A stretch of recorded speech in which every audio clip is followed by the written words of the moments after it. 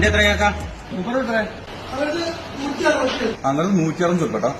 2 പൊറോട്ടയും മുട്ടക്കറിയും ചായക്കറിന് 165 ഉറുപ്പ. ഞാൻ കൂട്ടി തരാം. 2 പൊറോട്ട 20 ഉറുപ്പ, ഒരു ചായ 10 ഉറുപ്പ, മുട്ടക്കറി 25 ഉറുപ്പ. ഞാൻ അഡീഷണൽ ബില്ലുണ്ട്. അഡീഷണൽ ചാർജോ?